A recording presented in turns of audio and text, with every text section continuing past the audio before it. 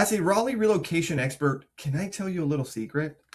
Most people moving into Raleigh do not live in Raleigh. In fact, they move to the suburbs around Raleigh.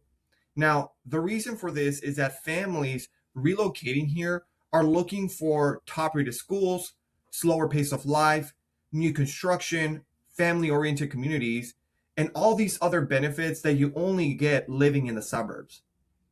But the real question is, and I'm sure this is the reason why you're here, is which suburbs should I choose?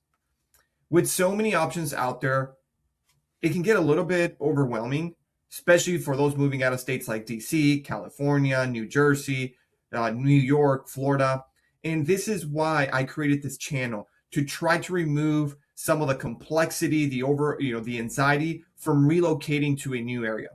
With growth in the Raleigh in the last 5 years, it is crucial that you consider several factors when deciding where to live, especially with commute times now being something of an issue. So in this video, I'm going to break down the top 7 suburbs in Raleigh where I'm seeing a huge influx of people moving to from out of state. And I'm going to give you a quick breakdown of each location so you can have a better understanding of the Raleigh market. So let's jump in.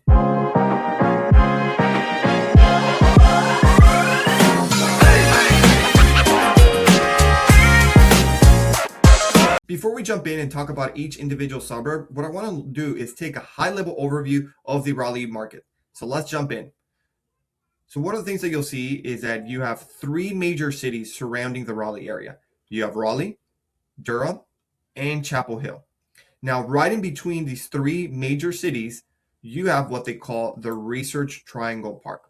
Now, what is the significance of the Research Triangle Park? Well, I can tell you it's one of the main reasons why you've seen this growth explode over the last 10 years in the Raleigh area. So the Research Triangle Park, also known as the RTP, is a hub for innovation, technology, and life sciences, leveraging the 3 main universities, which I'll go in detail. You have Duke University at the top, followed by University of North Carolina at Chapel Hill. This is where Michael Jordan went to college. And then lastly, you have North Carolina State University. So these are the 3 universities that are fueling the growth of the RTP. Now, a couple of other things to mention about the RTP is that it's home to major employers like Fortune 100 companies, startups, and it creates significant job opportunities in the Raleigh area with over 300 companies in high-tech, healthcare, and beyond. So this is the fuel to the Raleigh growth. Now, as we take a step back, a few other things that I'd like to mention is the Raleigh-Durham International Airport. Very quick, easy, and accessible. So if traveling is something that you do for work, I can tell you that the Raleigh-Durham Airport is a great airport to travel to and from. Very easy. You never have any traffic. And this is a person coming from California. Now, a couple of other things things that I want to highlight is 440 and 540. Any suburb that it touches 540 and 40 allows you to commute all around the Raleigh area very easily. And as you can see, they're actually working on the last phase of the 540, which will complete the circle and connect the entire Raleigh area. And it will connect the entire Raleigh area. So this last part is going to connect Knightdale to Gardner and 440. So again, if you're living in a suburb and you're in close proximity to 540 and 440, you can get anywhere in the Raleigh area pretty quickly. And then lastly, here is the Raleigh area where you'll find a lot of the convention center, you'll find a lot of nightlife, you find a lot of restaurants.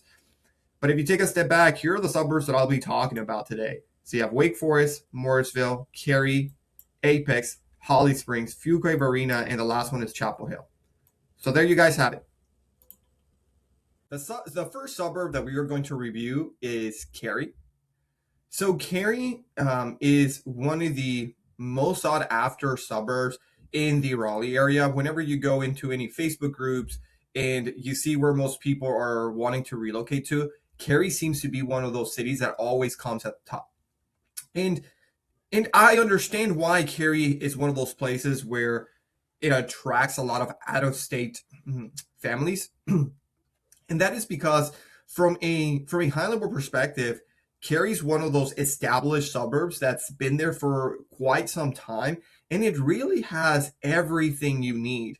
Meaning, if you live in Cary, you find yourself, if you need to go to the doctor, if you need to go to a specialist, if you need to go to a chiro, if you need to go to a naturopath doctor, you will most likely find everything in Cary.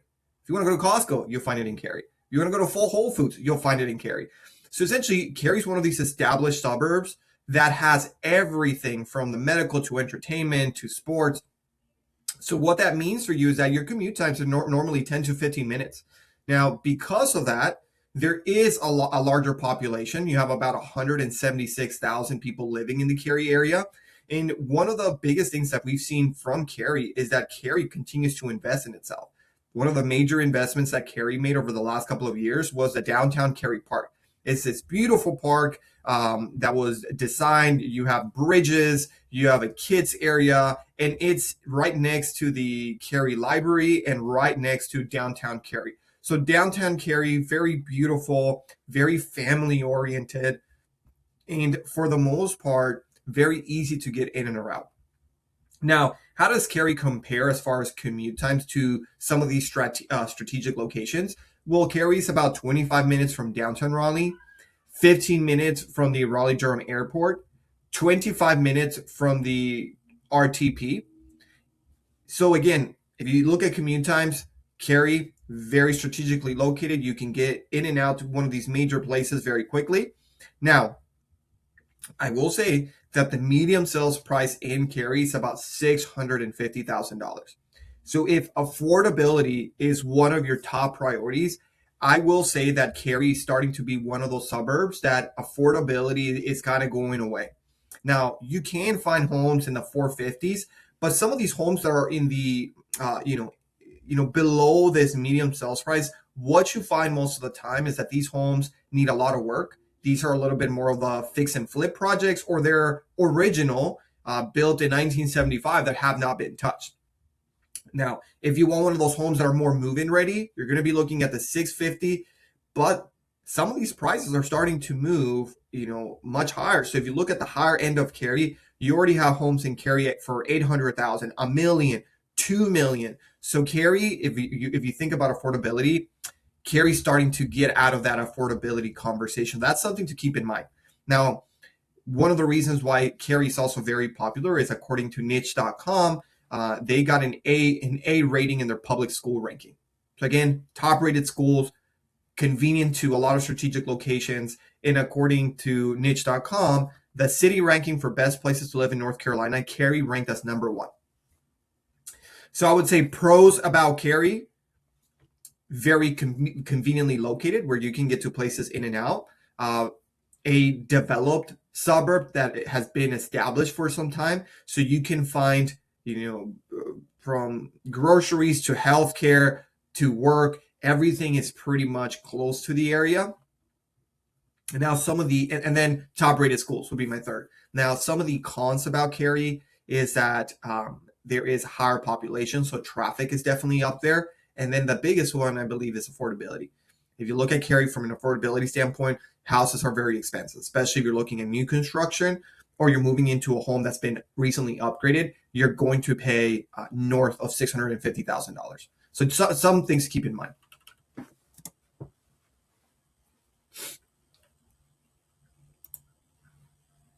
Okay, next we will be exploring Holly Springs. So let's talk about Holly Springs. So Holly Springs is in the southwest side of Raleigh. Life in Holly Springs, you can think about this one as being more family friendly, family oriented. You do have a much smaller downtown area in Holly Springs. It only compromises maybe a handful of stores. You have the coffee shops, restaurants, but it is a more family friendly suburb. It has more of a rural feel because it is a little bit detached from the city. But having said all that, Holly Springs is up and coming. This is another area where you're seeing a huge influx of out-of-state families relocating to the area. So they are building more commercial spaces, retail spaces, but it is still limited compared to a Cary. So if you look at the overall population of Holly Springs, you're looking at about 43,000 people. Now, from a strategical standpoint, Holly Springs is a little bit further out, but very close to 540. So the distance from Holly Springs to downtown Raleigh is about 36 minutes. The distance to the Raleigh airport is about 26 minutes, and the distance to the RTP is 26 minutes. So as you can see, it's still very relatively close. And one of the pros about Holly Springs is its close proximity to 540. 540 goes right through Holly Springs, but it is still a toll. So you do have to pay a fee in order to use 540, when in Holly Springs. Now, if we move into the medium sales price in Holly Springs, it's at $674. So as you can see, the price points in Holly Springs are pretty high. I mean, this is the medium sales price, but there are definitely homes in the 700 to $1 million. So by no means, is Holly Springs, would be classified as an affordable place. Now, could you find on the lower end side, maybe the 500s, the 450,000s? Yes, but everything is kind of trending more about, where the 600 plus is. Now, according to niche.com, Holly Springs was ranked as one of the best places to live in NC, and it ranked in at number 15. And another reason why Holly Springs attracts so many families is because their public schools ranking, again, according to niche.com, is an A. So Holly Springs, up and coming. You have a Target, you have you have restaurants, you have O2 Fitness. So you do have a suburb that has been developed. Now, to kind of summarize it and bring some pros and cons. So first, let's talk about some pros. Holly Springs is conveniently located. You can get quick access to 540 and reach other major suburbs in the area. It's a very family friendly place, and the subdivisions are family friendly because they're master plan. They have been very well thought out, great for families, and they do have top rated schools. Now, some of the cons is affordability. If you're coming into the Raleigh area looking for cheaper homes, that was in 2015, but it's not a reality in 2026. So one of the cons is house prices have increased significantly in this area. Another con is traffic. So there is a lot of traffic coming in and out of Holly Springs, especially during peak hours, early in the morning, late in the evening after work. And then another con is tolls. Because 540 was recently constructed in that area, you still have to pay a toll to use it. So if you're looking to commute for Holly Springs into North Raleigh via 540, just know you're going to have to pay a toll every single time to get there and to come back. Okay, next we're going to talk about Fuquay Varina. So Fuquay Varina is one of those very interesting suburbs. It has grown a lot in the last 5 years. And most of that growth is coming from the growth that you're seeing from Holly Springs. So right up north from Fuquay Varina is Holly Springs. So they're probably, less than 10 minutes apart. Now, Fuquay Varina is still growing. There's still a lot of rural. So Fuquay Varina is definitely a lot more rural. And the unique part about Fuquay Varina is that it's two towns that were combined. So you have Fuquay, downtown Fuquay, and then you have downtown Varina. So you have two historic downtowns, and there's a lot of little stores, restaurants, boutique shops. So it's very interesting dynamic that you have in this town because you have two downtowns. Now, as far as population goes, you have 37,000 people. You're about 43 minutes from downtown Raleigh, 35 minutes from the Raleigh-Durham Airport, and 36 minutes from the RTP. So when you start looking at the times here, you have to consider commute times, and you also have to consider the distance. So if you're going to Fuquay is past Holly Springs, so it is in the southwest, the further southwest major suburb in the area. So when it comes to commute times, that is something that you definitely have to take into consideration, especially if you're commuting to downtown Raleigh or to the RTP.